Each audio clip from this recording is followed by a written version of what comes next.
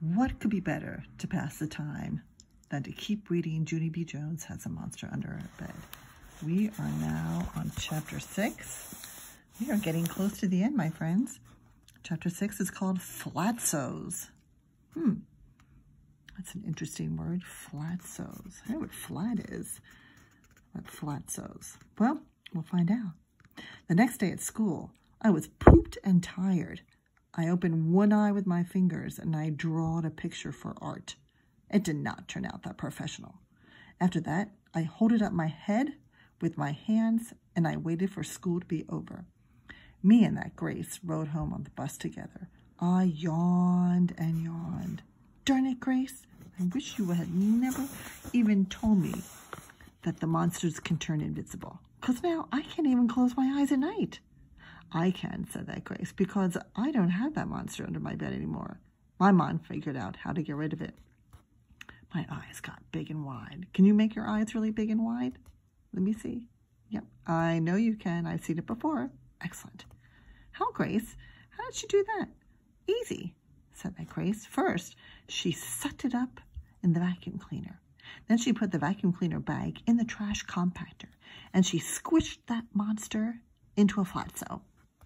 Just then, I hugged that girl, because that was brilliant. That was brilliant, of course. Thank you, Grace. Thank you, because I have a vacuum cleaner right in my very own home, and so I can do that too, probably. Oh, this does not sound good. After I got off my bus, I zoomed to my house speedy fast. Grandma Miller! Grandma Miller! I know how to get rid of the monster, I hollered. Then I ran to the closet and got Mother's vacuum cleaner, and I pulled that big thing all the way to my room. Grandma Miller came to my door. I told her all about how to get rid of the monster, and guess what? She was a good sport about it. First, she unplugged the vacuum cleaner right into my wall. First she plugged the vacuum cleaner right into my wall. Then she put it under the bed, and she sucked the monster right out of there. Hooray! Hooray! You got him! You got the monster, Grandma! I yelled, real thrilled. So here you go. There's Grandma with the vacuum cleaner sucking that invisible monster from out under Junie B's bed. Grandma Miller runned with the bag to the kitchen, and she threw it in the trash can. There. That ought to do the trick, she said, very happy. I looked and looked at the trash. Then I did a teeny frown. Yeah, only here's the problem, Grandma. You didn't actually put the bag in the trash compactor, and that is what turns the monster into a flatso. Grandma Miller smiled. Yes, but this house doesn't have a trash compactor, Junie B, she said. Your monster will just have to stay in the vacuum cleaner bag. My frown got bigger. Yeah, but what if he leaks out, Grandma? Then maybe he might float in the air all the way back to my room. And he will get under my bed again. Grandma Miller tapped on the counter with her fingers. Then her cheeks filled up with air, and she let it out real slow. Okay, how about this? What if I take it outside? I'll take the bag outside, and I'll push it way down in the big garbage can. And then I'll press the lid down really tight so he can't get out. Yeah, but he still won't be a flatso, I said, very whining. Just then, Grandma Miller got frustration in her. She grabbed the vacuum cleaner bag and ran outside. Then she put it on the driveway, and she got into her car, and she backed up over that thing with her tires. Pretty soon, she came back in the house. Oh, that's quite funny. She brushed her hands together. There. Now he's a flatso, she said, kind of growly. After she left, I got on the couch, and I stared very nervous at the driveway. Because guess why? The car is not a trash compactor. That's why. Oh, man, Junie B. Let's go right away to Chapter 7, because this is really getting really good. Chapter 7 is called Snarlies and Snufflies. That night, I heard snarlies under my bed. Mother said it was my imagination.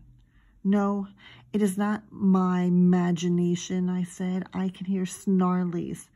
Plus also, I hear snories and snufflies and droolies. Mother rolled her eyes way up to the ceiling. Honestly, Junie B, where in the world do you get this stuff, she asked. I thought, and I thought. It just automatically comes into my head, I said. It's a gift, I think. After that, I begged to sleep in her bed. But Mother said no. Then Daddy said no, too. You have to trust us, Junie B, he said. We would never let anything hurt you. There's nothing in your room to be afraid of. And so that's how come I had to sleep in my own bed for the whole entire night. Plus also, I had to sleep there the next night, and the next night, and the next night after that too. That was the night when the worst thing of all happened. Because I actually slept too much. I accidentally slept too much. And the monster must have crawled on my bed. Because in the morning, there was drool on my pillow. I screamed very loud when I felt it. Help! Help! There's drool! There's drool! I told you this would happen. I told you the monster would come back. I ran in Mother and Daddy's room and showed them my pillow. Mother holded her head. Oh my gosh. Mother seems very frustrated and exhausted with this. When is this ever going to end, she said. When are you ever going to realize that there is no such things as monsters? She did not wait for me to answer. Everyone drools on their pillow sometimes, she said. It doesn't mean you're a baby. Your mouth just opens when you're sleeping. And you drool a little bit. It's no big deal. And it is not for monsters. After that, she went out of the room to the kitchen, and Daddy went to get Ollie. I crawled into her bed and counted my PE toes. Phew, good news. There was 10. That day at kindergarten, Mrs. had a surprise for us. It was called Our School Pictures Were Back from the Cheese Man. She passed them out to us. Lucille got hers first. My eyes popped out at those things. Lucille, look how gorgeous they are. They are the gorgeousest pictures I ever saw, I said. Excuse me, that's my dog, Max. Lucille fluffed her fluffy dress. Why don't you fluff? Fluff like Lucille. I know it. I know they're gorgeous. That's just how I look, Junie B. I can't even help it. After that, Lucille stood up at the table. Oops, sorry. And she held up her pictures for everyone to see. Mrs. said, sit down to her. Just then, Mrs. bended down next to me, and she smoothed my hair. Junie B, honey, you may want to have your pictures taken in, she said, kind of quiet. Then she handed me my envelope. I think we can all relate to this when our pictures come back. Real secret. She handed me my envelope, real secret, so nobody could see. I sneaked a peek at those things. My stomach felt sickish inside. I look like I smelled stink, I said. I quick tried to hide my pictures, but Lucille grabbed them away from me. Ew, gross, she said. Junie B looks gross. I tried to grab them back. Oh, that wasn't very nice. That's a different thing. These are not even your beeswax, madam, I yelled very mad.